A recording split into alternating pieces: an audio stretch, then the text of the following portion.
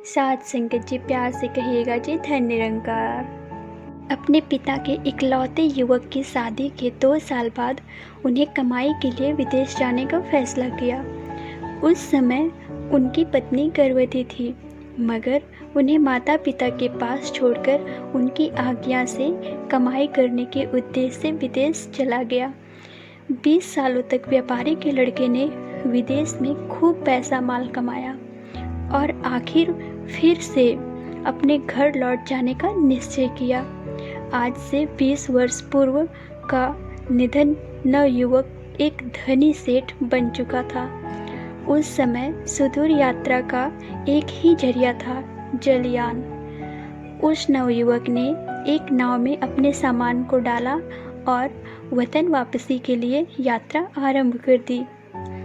तभी उसकी नज़र एक व्यक्ति पर गई। देखने से पंडित लगने वाला व्यक्ति भारतीय लगता था। वह धनी नवयुवक उस परेशान व्यक्ति के पास पहुंचा और उसने खामोशी का कारण पूछा तो उन्होंने बताया, मैं एक पंडित हूँ और ज्ञान सूत्र बेचता हूँ। तो वह बोला, इन देशों में ज्ञान की कोई कीमत नहीं है, हर कोई पैसे के पीछे पड़ा रहता है। यह बात उस धनी युवक के दिल पर जा लगी। उसने ज्ञान सूत्र खरीदने का फैसला किया।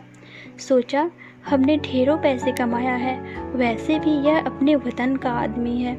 अपने वतन की मर्यादा रखने के लिए उनके उस ज्ञान मंत्र को खरीदने की तमन्ना जताई। ज्ञान का सूत्र उस पंडित ने अपने एक ज्ञान के सूत्र की कीमत 1000 सोने की मुद्रा बताई। वैसे तो उसको यह कीमत कुछ ज़्यादा ही लग रही थी, मगर अपने वतन की लाज रखने की खातिर उन्होंने वो सूत्र खरीद लिया। उस पंडित ने इस ज्ञान के सूत्र को समझाते हुए कहा, उसका सार बताया कि कोई भी कर्म करने से पूर्व 2 मिनट तक रुकें, फिर उस कार्य को अंजाम दें। धनवान युवक ने यह सूत्र अपनी पुस्तिका में लिख दिया और यात्रा करने लगे। कुछ दिनों की यात्रा के बाद वे धनी युवक अपने शहर पहुंचा। उसने सोचा, बिना किसी को मेरे आने की खबर दिए यकायक उनके सामने जाकर आश्चर्यचकित कर दूं। इसी उद्देश्य से उन्होंने द्वारपालों को बिना उनके आने की सूचना दिए सीधे अपनी पत्नी के सामने जाकर हाजिर हुआ। विदेश जाते वक्त उन्हें गर्भवती छोड़ गया था।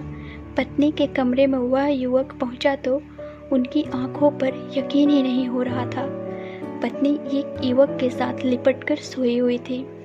उस धनी युवक का दिमाग बिल्कुल काम नहीं कर रहा था।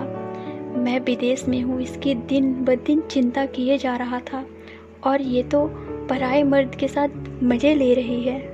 यह सोचकर उनका गुस्सा कई गुना बढ़ गया।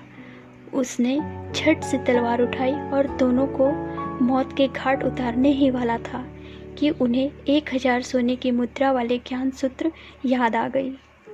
फिर वो झट से अपने गुस्से को अपने में नियंत्रित किया और सोचने के लिए अपनी तलवार वापस खींची तो पास ही रखे बर्तन से टकरा गई। बर्तन की आवाज़ सुनते ही उसकी पत्नी की नींद खुल गई। जब सालों के परदेश गए पति उनके सामने खड़े थे, वो रोते हुए उनसे लिपट गई और बीते वर्षों की सुनी जिंदगी की दास्तान सुनाने लगी। मगर उस युवक का ध्यान तो बिस्तर पर लेटे युवक पर था। पत्नी से भाववेग में सोए हुए बेटे को उठाकर कहा, देख बेटे, तेरे पापा कितने वर्ष बाद आए हैं। जब बेटे ने जैसे ही उस धनी पिता को दंडवत प्रणाम किया, सिर से उसकी पगड़ी गिर गई। घने और लंबे बाल भुजाओं पर बिखर गए। उस नवयुवक की पत्नी बोली, स्वामी, ये आपकी बेटी है।